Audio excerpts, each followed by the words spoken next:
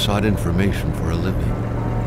That is to say that ever since he returned from Korea, after having served with the armed forces, he had been working as a private investigator in Montreal. William Hamilton, a rich industrialist, had gotten in touch with him regarding a simple vandalism issue. Nothing to write home about. Not worth hiring a private eye either, just so he can drive for hours on rough roads. But that's how it had always been.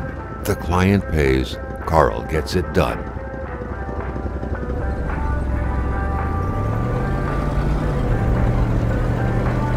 They had set up to meet at the general store, his client's business. Well, actually, the entire village had William Hamilton's name written all over it.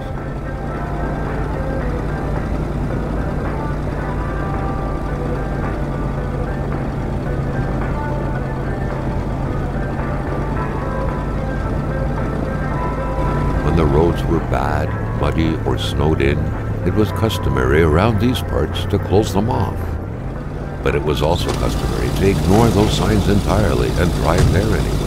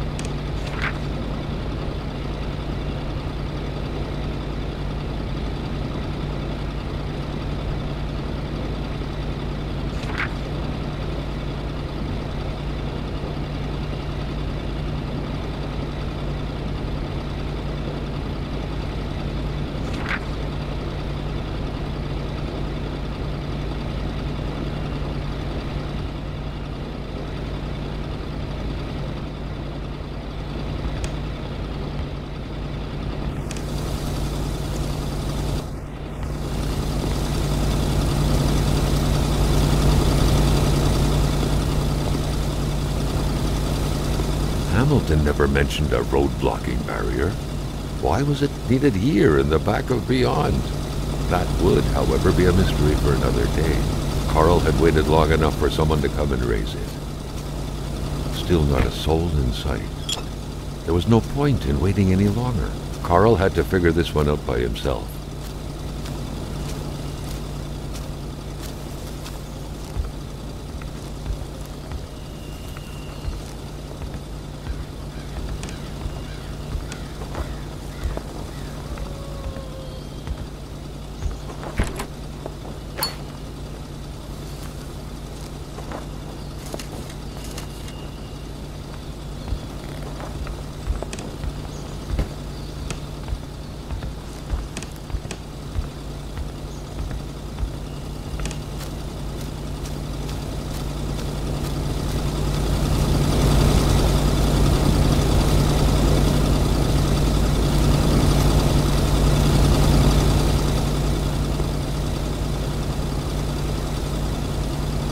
Cutters made quick work of the chain.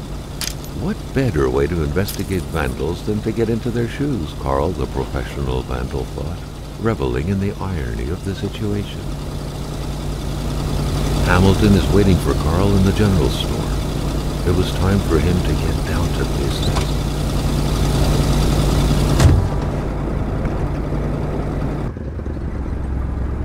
Hamilton enjoyed a lavish country house built in the very heart of the northern forests, not too far from here. The local populace was divided when it came to the affluent man. Some saw a wealthy philanthropist dedicated to improving the region's economy.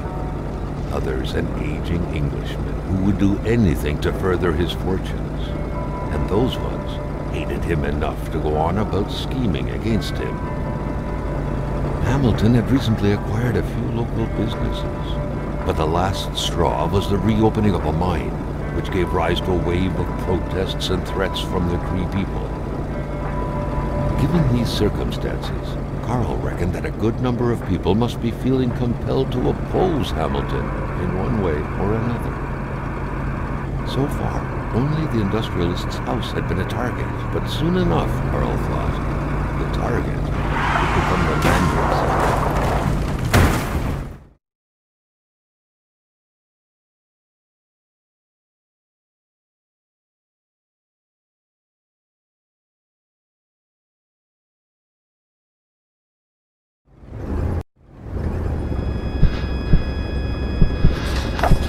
Carl needed to get out of there. The cold and the pain required urgent care.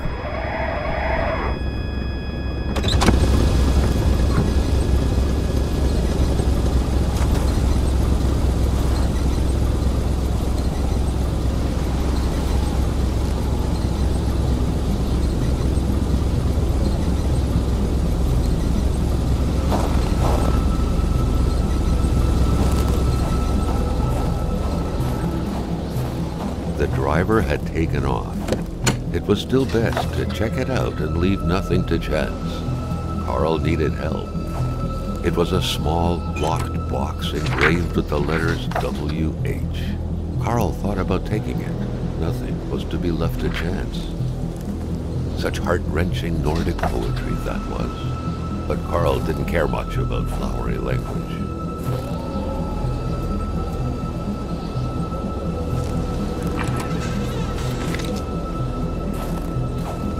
This deep in the country, his last hope was to find an abandoned garage or a farm by the roadside.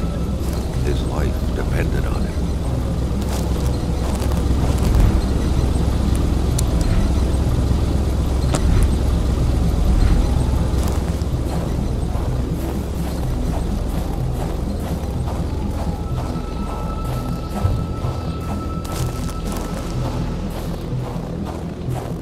It was so cold. Already Carl did not feel his toes anymore.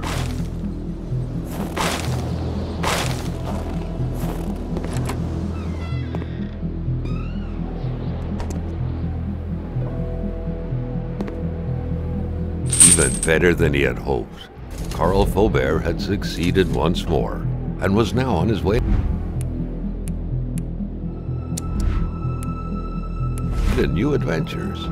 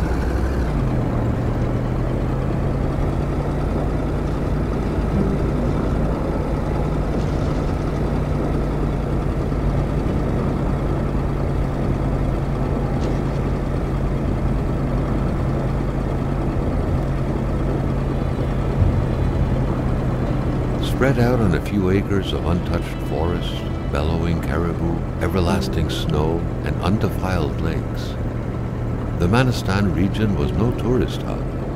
It was said to have been populated for millennia by Cree people, and ever since the industrial era, by the metal mining industry. Jean-Luc Bédard had without a doubt been the closest man in the village to William Hamilton, otherwise known as Uncle Willie. The truck was running on fumes. Good thing that the general store was close by.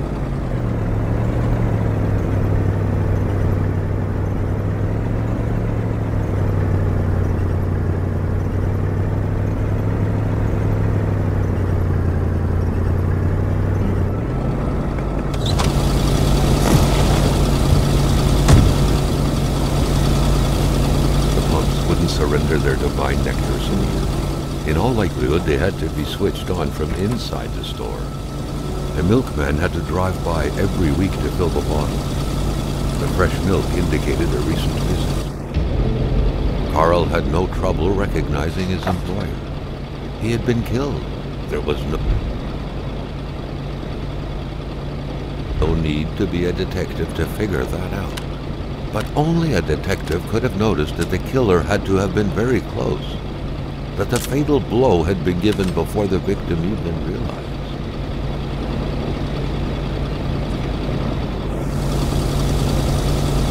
Carl, ever diligent in his work, always carried his log on him, in which he scribbled down thoughts and leads alike during the course of his investigations. Something fell to the bottom of the box.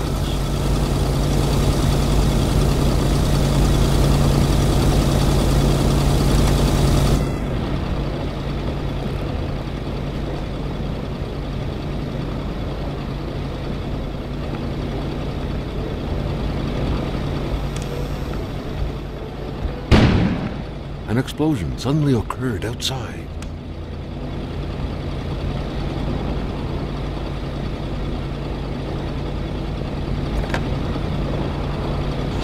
The snowstorm pummeled everything in its path. Carl was not surprised when he heard no tone.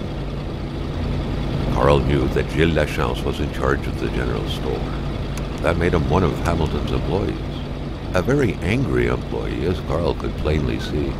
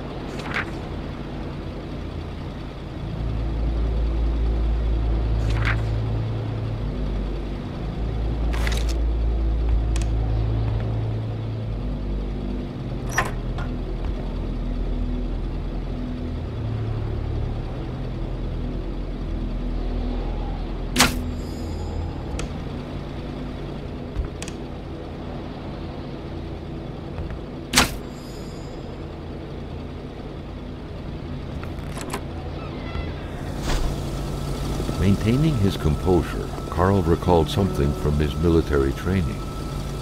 Wolves always stay away from populated areas. Wait, was it about bears? Carl was used to strange phenomena, but a chunk of ice like this, as if an iceberg came out of the ground, that was a first.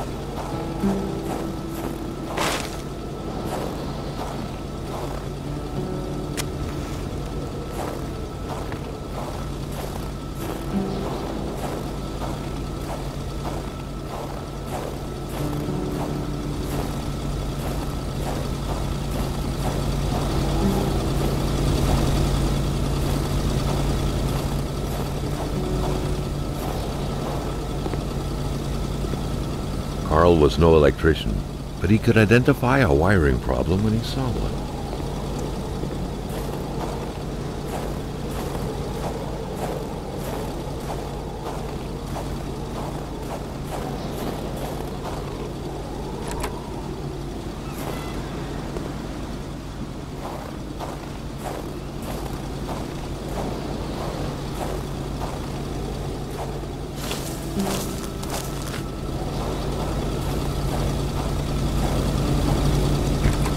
The milkman had to drive by every week to fill the bottle. The fresh milk indicated a recent visit. Carl felt a chill down his spine and had a terrifying realization. If Hamilton was dead, then who was going to pay him?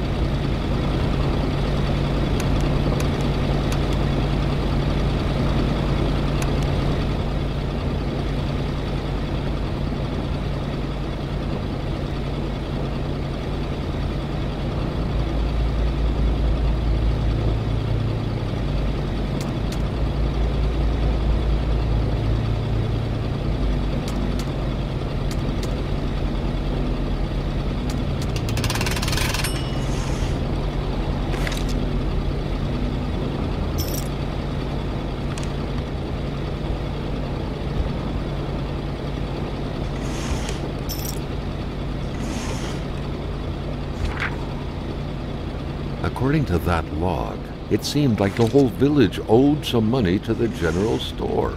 Carl was far more interested in the bunch of nearby addresses he had just gotten his hands on, though.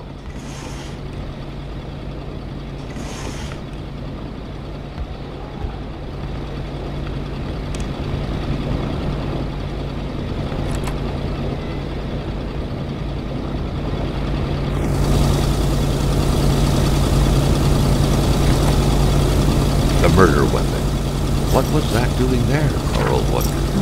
Hamilton must have been determined to keep some information secret to post this key. Shame he got unlucky. Everything made sense now.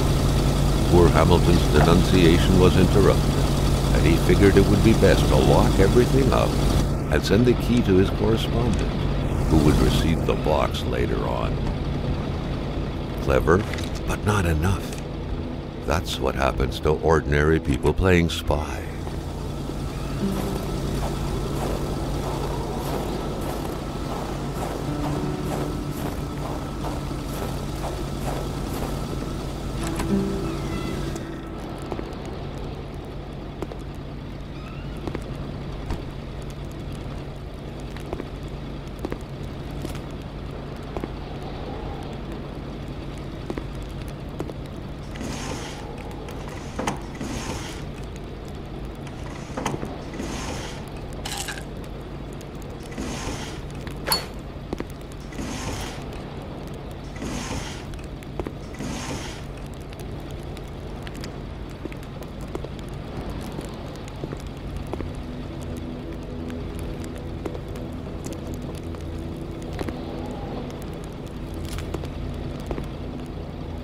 Staring intently at the controls won't be enough to make that lift budge. The poor thing was out of power.